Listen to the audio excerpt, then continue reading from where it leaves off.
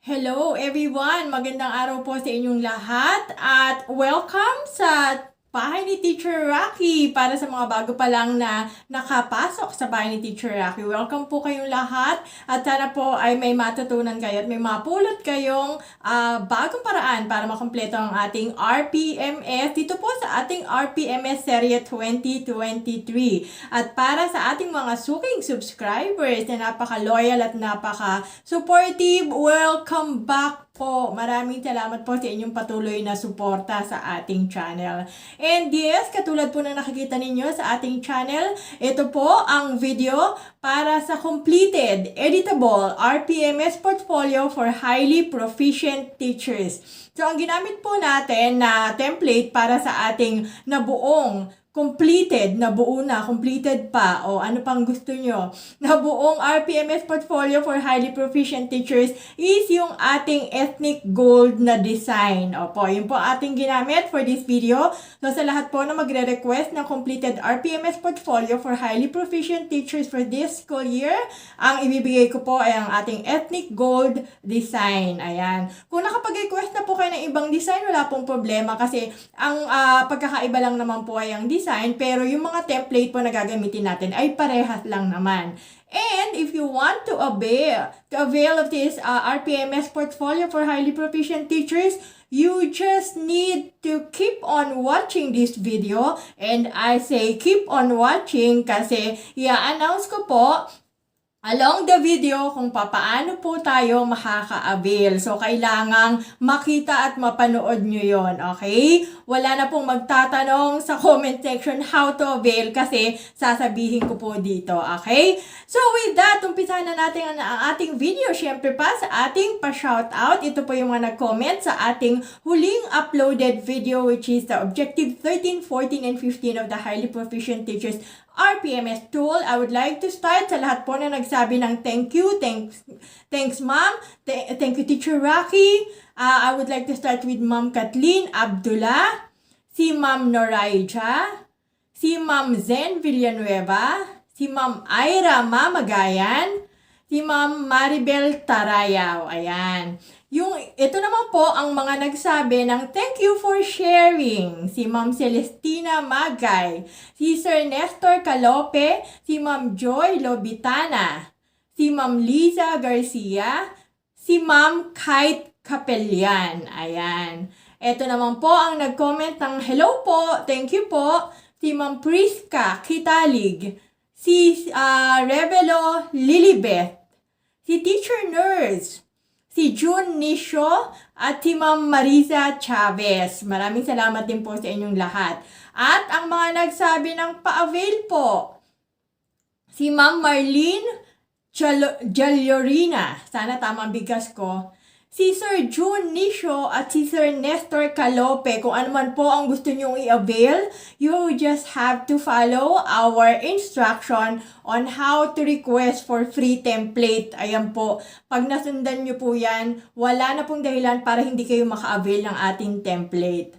I would like to shout out as well si Ma'am Lani Humayaw. Thank you Teacher Rocky. Good day. Excited na ako sa videong ito. God bless. Sana po ay napanood nyo ng buo.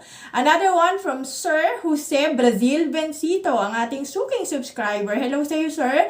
Ang sabi niya, thanks po a lot, ma'am. Natapos po natin lahat. More blessings, ma'am. Sana meron din po next school year na RPMS serye. Pipilitin natin, sir, hanggat kaya natin. Gusto nyo, umpisa pagkatapos nitong completed RPMS portfolio for highly proficient teachers, umpisa na natin ang RPMS serye 2024. Next, I would like to shout out to Ma'am Grace Irene Rebuyas.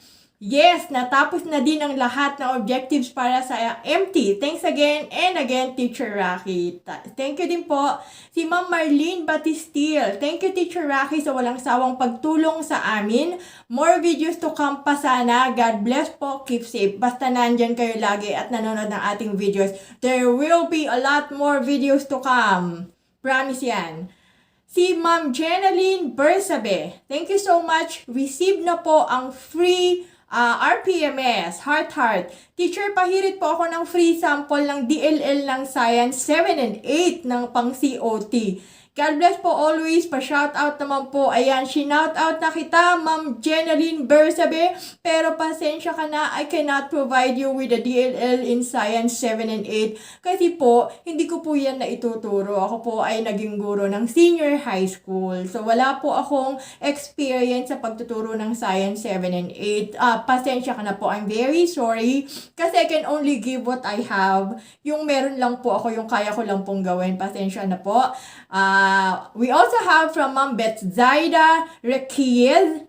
Yay! Complete na. Thank you, Teacher Rocky. You're a blessing to many. Salamat din po.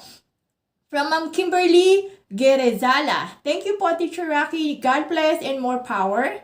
From Teacher Joss TV, ito po ay hipag ko. Si Teacher Jorly, keep it up, Teacher Rocky. Marami ka po talaga natutulungang guro, kagaya ko po. Salamat. From Ma'am Delilah Kabahog, hi, hello, good morning, Teacher Rocky. Thank you for this another video. Finally, this is it. Tama po. From Ma'am Yvonne Shane Batuna. Thank you so much, Teacher Rocky, for these very informative videos, RPMS for MTs. I watched all your videos just last night. God bless you more. Maraming salamat po. From Jessie Ebit, thank you po sa videos nyo. Laking tulong po. You're welcome po. From Sir Ronnie Aznar, informative content. Keep it up. Thank you so much. Another one from Sir Jessie Ebit. Hello po. Yung reflection po, si Master Teacher po ba ang gagawa or yung mga rating po? Ang reflection form po sa lahat po ng non-classroom observable indicators na nangangailangan ng reflection ay si Master Teacher po ang gagawa. This will be your reflection of all the collegial discussions that you have conducted. Another one from Ma'am Priska Kitalig. Ma'am Taki, ayan, naging Ma'am Taki na tuloy ako. Pa-share po ako ng lahat ng MOBs, pati ang ISAT na ginawa mo po. Maraming salamat po. Ma'am, just please follow the instructions on how to request for free template. Ano po? And I'll just take this opportunity na rin po, ano po, sa lahat po ng mga nagme-message sa ating Facebook page. Wag naman po sana yung pasend po ng lahat ng template or pasend po ng mga template para sa non-classroom observable indicator. Pakipangalanan nyo naman po. Pakipangalanan nyo lang kung anong file ang nire-request nyo. Kasi pag nag-open ako ng Messenger, pag nag-add file ako, mapupunta na agad lahat yun sa sa file compilation. So, kukuha lang ako doon ng mga files. Pero pag sinabi nyo, yung pong mga nasa non-classroom observable indicator, pupunta pa ako sa video? Iisa-isahin ko pa po yung mga video. Matatagalan po tayo. Ano po? So, paki-mention na lang po yung specific name ng file or templates na nire-request nyo po. Thank you so much. And we also have from Maria Juneth Rosalita. Hello, thank you so much, ma'am. It's so helpful to me. Wala pong anuman. From Sir Romel Arquiosa. Hello, Teacher Rocky. I wanted to express my gratitude for the incredibly informative videos you've shared on RPMS for MTs. Thank you so much. Maraming salamat po, sir. And another one from Leia Gumela. Good afternoon, Teacher Rocky. Thanks a lot. Kompleto na ang objectives ng Master Teacher. Malaking tulong po sa akin ito. Ang ganda sana kung magkaroon ako ng kopya sa mga sample attachment mo dahil hindi masyado mabasa ang video. God bless you po. Sorry na po agad-agad kung hindi masyado mabasa ang video. Pero I think you can pause the video tapos pwede mo siyang i-zoom para mas makita mo ng maliwanag. Pero kung hindi mo pa rin makita, I hope you know how to request for those templates. Ano po? You just have to request it. And then, lastly, from Melanie Logdat. Hello po, Teacher Rocky. Thank you po ulit sa mga ganitong video na napaka-helpful sa aming mga guro. More power to you. Super na-inspire ako sa inyo magturo. Sana po ma-shoutout niyo po ako. God bless you always po, ma'am. Ayan, shoutout na kita, Ma'am Melanie. Shoutout sa'yo. Thank you so much po sa lahat ng nag-comment. And I hope that on this video ay makareceive ulit tayo ng maraming comment galing po sa inyo. Without further ado, diretso na tayo sa ating explanation and ang ating pagpapakita ng ating RPMS portfolio for highly proficient teachers complete with MOVs and annotations for school year 2022 to 2023. So ito na nga po ang ating nabuong RPMS portfolio for highly proficient teachers or master teachers 1 to 4 for school year 2022 to 2023. So ito yung ating front page which would include the name of the school, yung ating letterhead, tapos yung logo ng school natin, and probably DepEd logo pwede rin nating ilagay, depende po sa ating gustong design. And the title of the document, which is the Results-Based Performance Management System. Pwede rin tayo maglagay ng mga designs that would show that we've included the 5 KRAs plus the plus factor. Tapos, syempre yung ating name and position, and then we can include our picture, and optional po is name of our school head and picture. For page 2, nandiyan na ating table of contents. Hindi po ito required, but I decided to put in table of contents para mas madali pong ma-check ni rater yung ating mga MOV sa bawat objective. So we proceed to KRA 1, which is Content, Knowledge, and Pedagogy, which includes Objective 1, 2, and 3. For Objective 1, modeled effective application of content within and across curriculum teaching areas. This is a classroom observable indicator. Ibig sabihin, ang ating pong rating will depend on how our rater rated us during our classroom observation. So, ang attachment po natin dito is our classroom observation tool rating sheet or inter-observer agreement form. Actually, hindi masyadong applicable ang inter-observer agreement form for this kasi po, usually, ang master teachers po ay ino-observe or nire-rate lang ng school head. So, isa lang. So, wala dapat inter-observer agreement form. Anyway, ang ating magiging attachment is our classroom observation tool rating sheet for the first and second quarter. Ang classroom observable indicator 1 po, which is objective 1, will be weighted during our third and fourth quarter classroom observation. Remember that our new guidelines for RPMS 2022 to 23 required us to at least 2 classroom observation. Ano po? 2 classroom observation lang ang nire-require sa atin for this school year, which will be on the third and fourth quarter. So, parehas po yan, i-attach natin sa Objective 1. Plus, the proof of attendance of colleagues during our classroom observation. Kasi, importante po, it was indicated na pag magka-classroom observation tayo, may kasamang colleagues. They don't have to rate us, hindi po nila tayo i-rate, but they will just be there for observation. At para maipakita natin sa kanila on how to do it. So, for this classroom for this objective, ang ating magiging annotation, we don't have to explain our rating, but we have to explain what weighting we got from the IPCRF rating according to the quality and efficiency. Kasi we are being weighted for the quality and efficiency. Ang quality po will depend on the rating that our observer gave us. Ang atin namang efficiency will depend on the note of our observer whether or not we met the objective within the allotted time. So, dapat may note si observer nun. So, kung nakakuha tayo ng 8 sa ating rating sheet, that is equivalent to 5 points and for the quality, and another 5 points for the efficiency if we have met the objective within the allotted time. Yun lang po ang papaliwanag natin sa annotation. Objective 2 is a non-classroom observable indicator. Evaluated with colleagues the effectiveness of teaching strategies that promote learner achievement in literacy and numeracy skills. Paano po natin ito maisasagawa?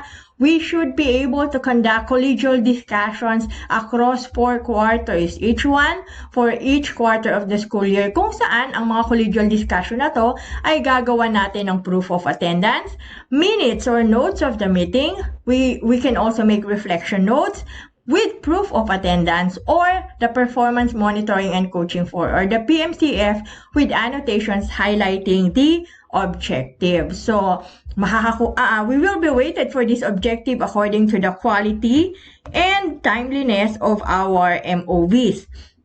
Makakuha po tayo ng 5 points sa quality kung makakapag-attach tayo ng PMCF. From one of the collegial discussions that we conducted during the school year. Sa timeliness naman, makakakuha tayo ng highest possible score kung makakapag-attach tayo ng MOVs across 4 quarters, 1 for each quarter. Any of these MOVs for each quarter. With that, ito na po ang ating mga attachment for the first discussion kung saan ginawan po natin ang PMCF or Performance Monitoring and Coaching Form with annotation kasi that's the only way that we can get the highest possible score for quality pag meron tayong PMCF with annotation na attachment. So yun po ang ginawa natin sa first quarter. For the second quarter, nagkaroon uli ng collegial discussion and I did a reflection note with proof of attendance. So, ang proof of attendance, yung signature ng mga attendees or pictures.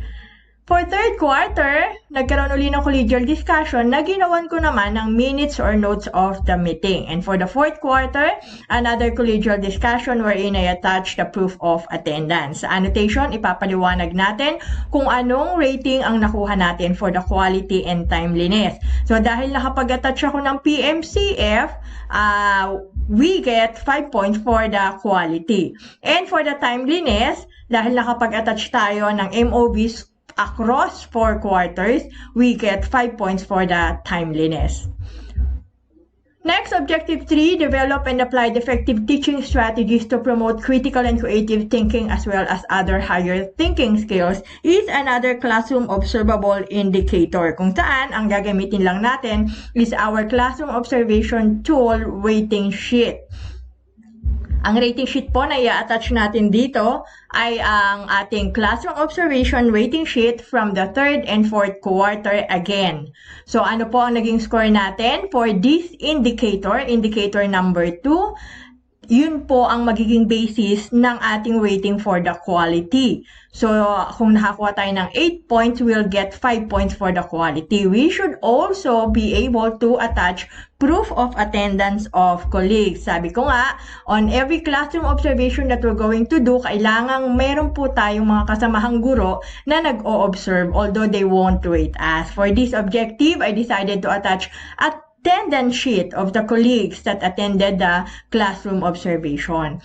For the efficiency, ang makakakuha po tayo ng 4 points or 5 points kung may note si observer that we met the objective within the allotted time. So, kailangan nagno-note si observer nun para makita ang ating score for the efficiency. And yun ang ipapaliwanag natin sa annotation. The score that we got from the quality and efficiency.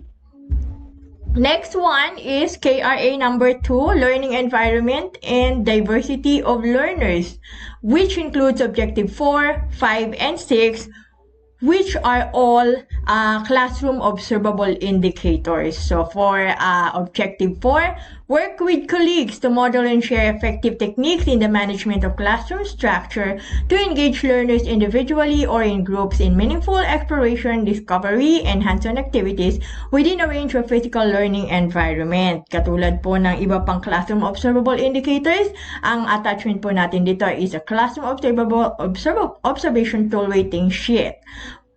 This time, ang i-attach lang natin is our classroom observation rating sheet for the third quarter. Kasi po, ang indicator na ito, which is indicator number 3, will only be weighted during the third quarter. Indicator 3 and 4 po natin will only be rated during the third quarter classroom observation. At just the same, kailangan meron pa rin po tayong proof of attendance of colleagues. Sa annotation, ipapaliwanag natin kung anong nakuha nating rating for the quality and efficiency. So, kung nakakuha po tayo ng 8 points sa ating rating sheet, that is equivalent to 5 points for the quality.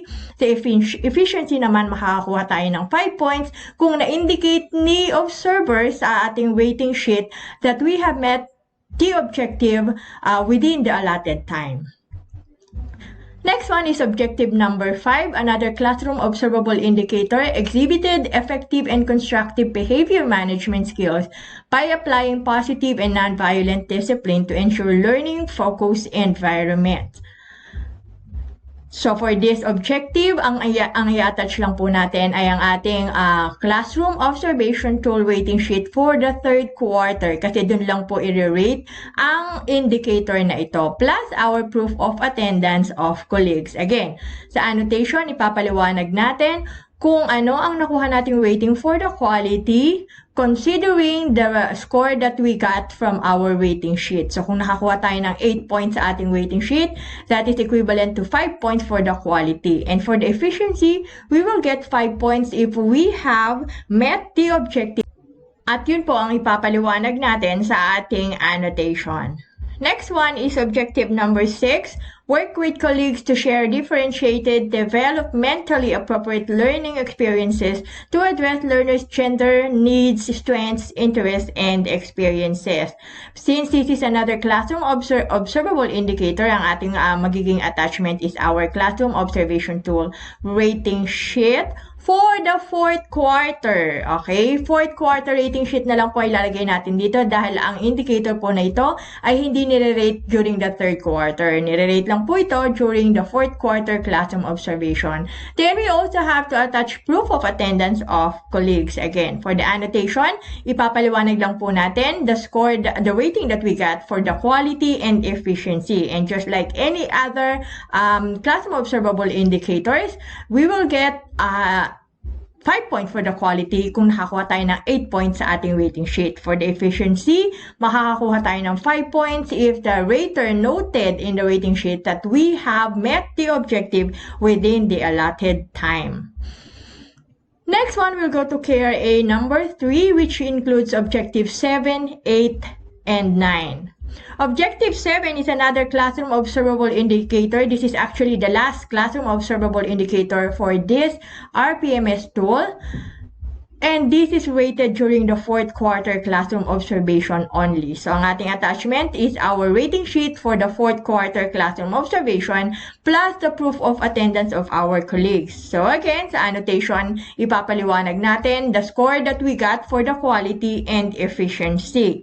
We'll get 5 points for the quality kung nakakuha tayo ng 8 points sa ating rating sheet. And 5 points for the efficiency if our rated indicated in their notes that we have met the objective within the allotted time. Next one, objective number 8 is a non-classroom observable indicator. Reviewed with colleagues, teacher, and learner feedback to plan, facilitate, and enrich teaching practice. So, para po sa objective na to, kailangan magkaroon ulit tayo ng collegial discussion kada quarter. Ang pag-uusapan sa collegial discussion nito is reviewing. I-review po natin with our colleagues the different teacher and learner feedback na nakuha natin para makapag-plan, facilitate, and enrich teaching practice. With this collegial discussion, kailangang makagawa po tayo ng approved LAC plan. We should also have minutes of LAC or other collegial discussions with proof of attendance or performance monitoring and coaching form. Para this objective will be weighted according to the quality and timeliness. So, katulad ng dati, ang timeliness po, magkakaroon tayo ng highest possible score kung makakapag-attach tayo ng MOVs across 4 quarters, isa kada quarter. And for the quality, makakakuha po tayo ng 5 points kung makakapag-attach tayo ng any of these means of verification 2 and 3, which will highlight that we guided colleagues in planning for coaching and mentoring sessions or other collegial discussions and enrich their teaching practice through the use of teacher and learner feedback. Dapat may patunay tayo with our annotation. So, our attachment for this objective for the first quarter, naglagay ako ng PMCF kasi that is when we get the highest possible score pag meron tayong PMCF. Note that for this objective, may special note po sa ating guidelines that MOB for the rating of this performance measure must contain date stamp. So, kailangan may date stamp po ang ating mga attachment for this specific objective. Hindi ko alam kung bakit, pero para lang dito sa specific objective na to, dapat daw po may date stamp. So, lahat ng gagawin nating attachment dito, ipapa-date stamp natin. Okay? So, I have here PMCF for the collegial discussions that we did during the first and second quarter on the same objective. For the third and fourth quarter, Bakit hindi ko nabago yung ano? Third and fourth quarter na po ito. I have here approved block plan and minutes of the meeting with proof of attendance at syempre meron tayong date stamp. Sa annotation, ipapaliwanag natin kung ano ang nakuha nating score for the quality and timeliness. So makakuha tayo ng 5 points for the quality kung meron tayong na-attach na PMCF. Yun yung importante. May isa kang PMCF for this objective, you'll get 5 points. Meron kang attachment for each of the quarter within the school year. So, 4 attachment for the school year for every quarter. So, we'll move on to objective number 9, advise and guided colleagues in the selection, organization, and use of appropriate teaching and learning resources, including ICT to address learning goals. Paano natin ma-advise and mag-guide ang ating colleagues? We have to conduct collegial discussions about this objective for every quarter. So, kada quarter, meron tayong collegial discussion na gagawin discussing this objective. So out of this collegial discussion that we're going to do, we have to attach proof of attendance na nagkaroon ng collegial discussion. We can also make minutes or notes of the collegial discussion. We can also attach reflection notes with proof of attendance, and of course the PMCF with annotations highlighting the objective. So for this objective, I attach for the first quarter, I attach PMCF, the performance monitoring and coaching form with annotation. Yung annotation, i-highlight natin doon na diniscuss natin mismo itong objective na ito. For the second quarter, I again attach a PMCF. By the way, makakakuha tayo ng 5 points sa quality kung makakapag-attach tayo ng PMCF with annotation highlighting the objective. For the third quarter, nag-attach ako ng proof of attendance, ganun din sa fourth quarter. Kasi this objective will be weighted according to the quality and timeliness. So, ang timeliness, kailangan magkaroon tayo ng attachment across 4 quarters. Kada quarter, meron tayong isa. Kahit ano dun sa required MOVs. Now, kung gusto nating magkaroon ng 5 points para sa quality, kailangang makapag-attach tayo ng PMCF. At least 1 PMCF lang po. Sa isang quarter lang, kahit isa lang. Tapos, may annotation highlighting the objective para makakuha tayo ng 5 points sa quality. Next one, we'll go to KRA number 4, which is assessment and reporting. This includes objective 10, 11, and 12. So for objective 10, work collaboratively with colleagues to review the design, selection, organization, and use of a range of effective diagnostic, formative, and summative assessment strategies consistent with the curriculum requirements.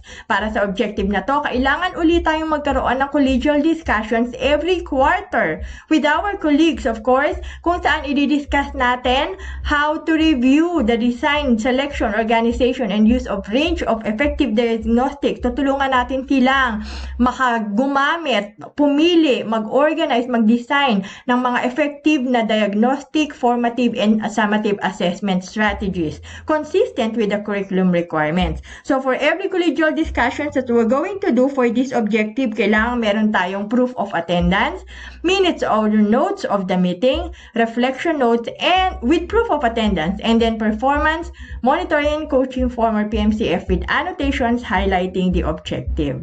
So, ang aking attachment for the first quarter is PMCF with annotation highlighting the objective. And for the second quarter, proof of attendance of collegial discussion. For third and fourth quarter, I also attach proof of attendance. Kasi po, sa objective na to, we will be rated according to the quality and timeliness again. So, dapat meron tayong attachment kada quarter na nagkaroon tayo ng collegial discussion. Proof of attendance, pwede na po yung attachment para sa ating para mapatunayan na nagkaroon tayo ng collegial discussion kada quarter. Pero, kung gusto nating magkaroon ng 5 points for the quality, kailangan meron tayong PMCF with annotation highlighting the objective. Okay? Isang PMCF lang, okay na yon. Kahit lahat, yung iba are all proof of attendance. That will give us 5 points for the timeliness. Next Next one is objective number 11, interpreted collaboratively monitoring and evaluation strategies of attainment data to support learner progress and achievement. So, para po sa objective na to, kailangan ulit tayong magkaroon ng collegial discussion. So, actually, ang ating mga attachment po for this school year are all based or majority of them are based from collegial discussion. So, ibig sabihin, dapat lagi tayong nagkakaroon ng collegial discussion. So, ang collegial discussion na to can be a pwede rin itong mga FGDs or other collegial discussion meetings, mga ganon. So, kailangang mag-conduct tayo ng ganon concerning this objective. And out of those collegial discussion, dapat meron tayong approved LAC plan. Pwede rin tayong mag-attach ng any proof of communication with colleagues. For example, text or chat. Kahit hindi tayo nagkaroon ng physical collegial discussion, pinag-usapan natin or na-guide natin si colleagues with this objective through proof of communication. And then we can also have results of collaborative interpretation. This is a narrative report na nagsasabi or nagsasaad ng mga naging resulta ng ating naging collaborative interpretation.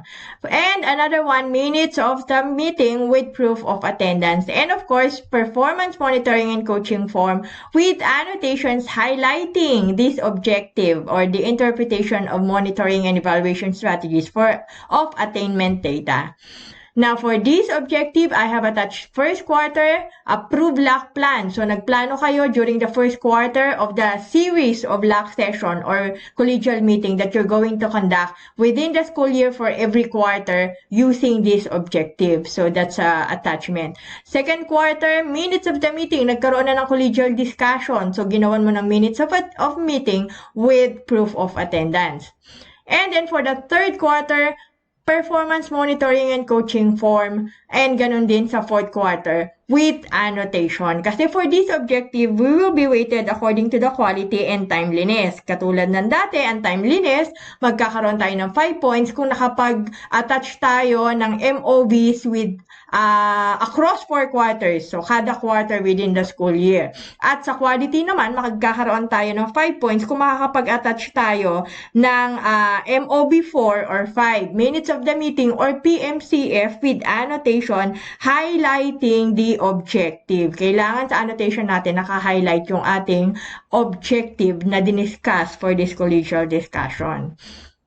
Next, objective number 12 is another non-classroom observable indicator, applied skills in the effective communication of learners' needs, progress, and achievement to key stakeholders, including the parents or guardians. So, the means of verification for this objective, any one of the following documents highlighting the objective. So, itong mga documents na to, kailangang mapatunayan natin that it highlights this objective. Sample of learners' test results signed by parents and corresponding evidence of improvement. Attendance sheet, minutes of parent-teacher conference, record of dialogue and or parent-teachers or teacher conferences and corresponding evidence of improvement. Anecdotal record communicated to and signed by the learners and or parents with corresponding evidence of improvement. Sample of accomplished rubrics given for performance tasks and corresponding evidence of improvement. Sample agreement for learners at risk signed by parents and corresponding evidence of improvement. Accomplished home visitation form signed by the learners and or parents, and proof of communication with wider school community stakeholders and others. Just please specify. For this objective, we will be rated according to the quality and timeliness. So, ang timeliness, kailangan makapag-attach tayo ng any one of the following documents for every quarter, sa 4 na quarter, para makakuha tayo ng 5 points. And then for the quality, kailangan yung attachment natin na ilalagay, may isa doon that we utilize effective strategies to communicate learner needs, progress, and achievement to wider school community stakeholders. So, yung MOB natin would show na lumabas na tayo sa school. We reach out for a wider school or community para communicate ang ating learners' needs, progress, and achievement. So, lumabas na tayo ng school para magkaroon tayo ng 5 points. Kung within the parents lang, that will be 4 points. Kung we communicated with internal stakeholders like yung other staff in the school or other co-teachers, that will be 3 points. If we only communicated within our class, that's 2 points. So, for this objective, I have attached for the first quarter proof of communication with wider school community stakeholders para magkaroon tayo ng 5 points. So, this is a letter to our barangay captain na humihingi ng tulong para sa needs ng ating mga students in the cookery. So, nanghihingi kami ng donation for the PPE po ng aming mga cookery students para dun sa mga walang kakayahang bumili nito. So, that is a proof of communication with wider school community, and that will give us 5 points already for the quality. Minutes of Parent-Teacher Conference. Nagkakaroon naman tayo lagi ng PTA meeting every quarter with our parents. So, pwede na natin itong attachment. Minutes of every Parent-Teacher Conference or meeting. Attachment na po natin yan. Okay, so that is the same attachment I did for third and fourth quarter. Now, for the annotation, ang ipapaliwanag natin, ano ang naging score natin for the quality and for the timeliness. So, for the quality, nagkaroon ako ng 5 points kasi may attachment ako wherein I communicated the learners' needs in a wider school community sa labas na ng school, sa stakeholders outside of the school. So, that's 5 points. Sa timeliness, dahil nakapag-attach ako ng MOVs for each quarter, meron tayong 5 points for the timeliness. Next one, for KRA 5, which includes objectives 13 and 14, personal growth and professional development. For objectives 13, manifested a learner-centered philosophy in various aspects of practice and support colleagues in enhancing their own learner-centered teaching philosophy. For the means of edification, ang kailangan lang po natin gawin is a reflection or journal entry. Gagawa po tayo ng reflection or journal entry every quarter based on the following. Nagkaroon ka ng PMCF, nagkaroon ka ng mentoring and coaching with your colleagues. You can also make use of the sample lesson plan of one of your colleagues with annotations about enhancing their learner-centered teaching philosophy. You can also have attached minutes of LAC session or other collegial discussion discussing the learner-centered teaching philosophy through lesson planning. We can also attach an approved LAC plan or a lesson plan exemplar used during one of the LAC session that we did. So for our first quarter, ang aking naging attachment is an approved LAC plan. Okay? So meron tayong approved LAC plan. Nagpa-approve tayo ng LAC plan that we're going to conduct this series of collegial discussion for every quarter of the school year, and then ginawa natin ng reflection note kung paano itong ating ginawang LAC plan would detail the consistent involvement of learners in the teaching-learning process resulting from the application of a personal philosophy of teaching that is learner-centered. Yun dapat ang naka-highlight sa ating reflection. For the second quarter, nagkaroon kami ng collegial discussion regarding this objective. Ginawan ko ng minutes of the meeting. Ang minutes of the meeting ay lalagyan uli natin ng reflection note. So, kailangang may reflection note. Ang importante sa reflection note ay ma-detail natin the consistent involvement of learners in the teaching-learning process resulting from the application of a personal philosophy of teaching that is learner-centered. For the third quarter, ang inattach ko is the PMCF. So, may reflection ulit tayo dyan. And then for the fourth quarter is an example of a lesson plan from one of the colleagues. So, yung lesson plan nila, ginawa nila ng annotation kung paano na-detail the consistent involvement of learners in the teaching-learning process. Pagkatapos noon, gagawan mo ng reflection journal entry. Yung lesson plan at annotation ni colleagues. Okay? So, for this objective, we will be rated according to the quality and timeliness. Ipapaliwanag natin sa annotation kung anong rating ang nakuha natin. Sa timeliness, makakakuha tayo ng 5 points. If we were able to attach MOVs across 4 quarters, 1 for each quarter. And then for the quality naman, dapat makakuha tayo ng 5 points kung ang reflection note natin ay nagdi-detalye ng consistent involvement of the learners in the teaching-learning process resulting from the application of a personal philosophy of teaching that is learner-centered. Next one, Objective 14, reflected on the Philippine Professional Standards for Teachers to plan personal professional development goals and assist colleagues in planning and achieving their own goals. So para dito, ang ating magiging attachment is the different IPCRF RPMS templates. So number 1, kailangan meron tayong certification from the ICT na na-accomplish na natin ang ating ISAT. And then we should also make IPCRF DP during the phase 2 of the RPMS cycle. Dapat meron din tayong PMCF para sa mid-year review na ginawa natin with our ratees or a mid-year review na ginawa natin with our rater. And then we also have to attach updated IPCRF development plan from phase 2. So for this objective, we will be rated according to the quality.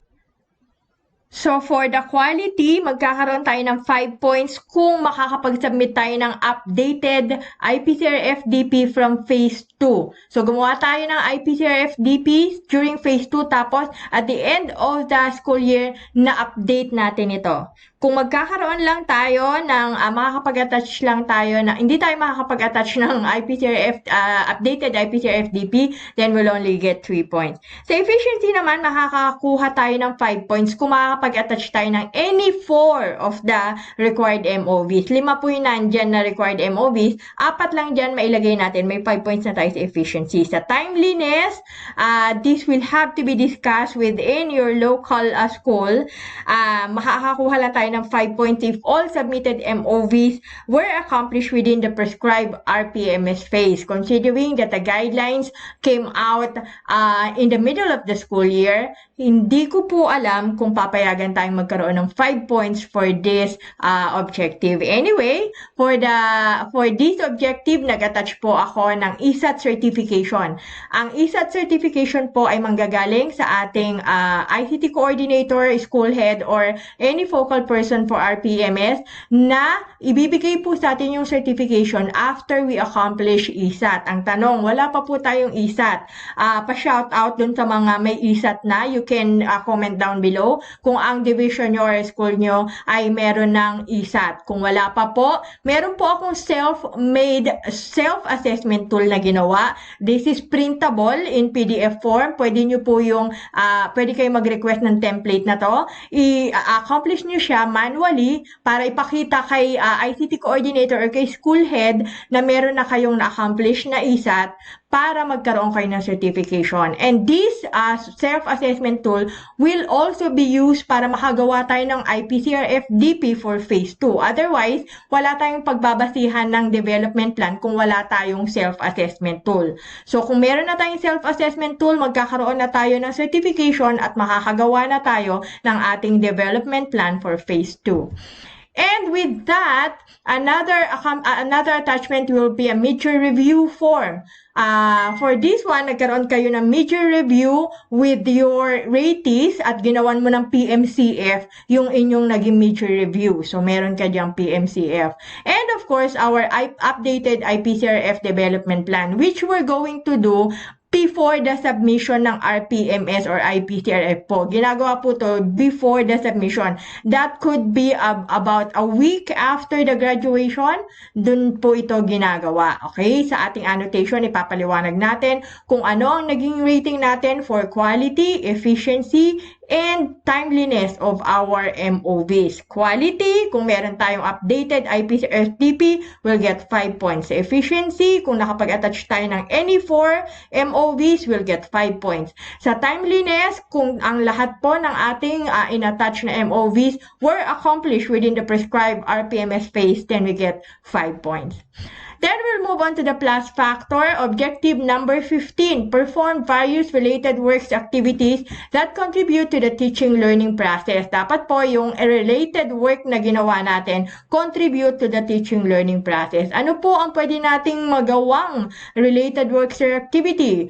Pwedeng we serve as facilitator or speaker, we serve as demonstration teacher, we serve as member of a technical working group, we serve as an OIC in the absence of the principal, we represented the principal in meetings and conference, we observed classes of teachers 1 to 3, we assisted the school selection committee in evaluation of credentials when hiring or promoting teachers, we serve in a committee, we serve as advisor to co-curricular activities, we serve as coordinator or chairperson, we authored or contributed to a book or journal, we coach and mentored learners in competition, we mentored pre-service or in-service teachers, we conducted research within the waiting period or others, just please specify. For every proof po na i-attach natin, we have to add an annotation on how this work or activity contributed to the teaching learning process. So for the first quarter, meron ako diyang designation. If you were designated as a coordinator or chairperson of a certain department in the school, pwede nyo po yung maging attachment. Tapos gagawa nyo ng annotation kung paano ito nag-contribute to the teaching learning process. For the second quarter, meron ako diyang attachment ng certification of being a resource speaker. So dapat yung annotation kung paano itong pagiging resource speaker nyo ay nakatulong or nakakontribute sa teaching learning process. By the way, ang ating pong mga attachments should be according to when it happened. So, ibig sabihin, halimbawa yung designation sa first quarter to ibinigay. Kung ito po ibinigay na sa third quarter attachment po natin ilalagay yan. Kung ang being resource speaker nyo happened on the first quarter, sa first quarter po natin ilalagay yan. So, dapat according to when they were performed. Then, for the third quarter, of course, as a master teacher, nag-observe ka naman ng mga klase ng teacher 1 to 3, especially during the classroom observation for the RPMS. So, you can attach pictures of your classroom observation or a rating sheet which proves na ikaw ay nag-observe ng klase nila. Then, we'll have an annotation explaining how this work contributed to the teaching learning process. And for the fourth quarter, kailangan po, it happened during the fourth quarter. So, for example, naging coach ka of students who competed outside the school. Remember, ang ating pong, so yung iyong pagiging coach will be an attachment, and then you should also add annotation on how that work contributed to the teaching and learning process. Remember that for this objective, we will be rated according to the quality, efficiency, and timeliness. Ang quality po, dapat yung attachment natin was beyond the school community. Lumabas na tayo ng school. Yung work or activity na ginawa natin is beyond our school. District, division, regional, or community, basta it contributed to the teaching learning process. That will give us 5 points. Sa efficiency naman, magkakaroon tayo ng 5 points depende kung naipaliwanag natin sa annotation, na i-detalye natin sa annotation on how this work contributed to the teaching learning process. Ano yung mga na-achieve natin na positive contribution to the teaching learning process. While sa timeliness, magkakaroon tayo ng 5 points kung if we were able to attach MOVs across 4 quarters. Now, kung lahat po ng inyong mga naging activity or work happened on the first quarter, then isa lang po ang pwede nating magamit. Dapat po, these work or activities happen for each quarter. Okay? So, ayun po ang papaliwanag natin sa annotation. Ang ating naging weighting for the quality, efficiency, and timeliness of this objective. At ayan na nga po ang ating nabuong RPMS portfolio para sa mga highly proficient teachers for school year 2022 to 2023. Kung gusto niyo pong maka-avail ng kahit anong mga template na ilinagay po natin as attachment sa bawat objective, all you need to do is first to subscribe to our channel, Tapos po, isend nyo po ang inyong screenshot ng inyong subscription sa ating Teacher Rocky Facebook page. Ayan po ang ating Facebook page. I-message nyo po ako, ha? Huwag po kayong magko-comment sa mga posts kasi hindi po ako laging nakakapagbasa ng mga comments. Pasensya na po, pero wala na po akong ganong luxury of time. Pag nagkakaroon ako, I try to comment po dun sa mga nare-receive kong comment sa post. Pero hindi po madalas yon. Hindi katulad ng pagtingin ko sa messenger ng Teacher Rocky Facebook page, I see to it na in the morning before I start with anything, inuuna ko po yun. And then along the day, chine-check ko din po habang may iba pa akong ginagawa. And then, I'll make sure that before I turn off the computer at night,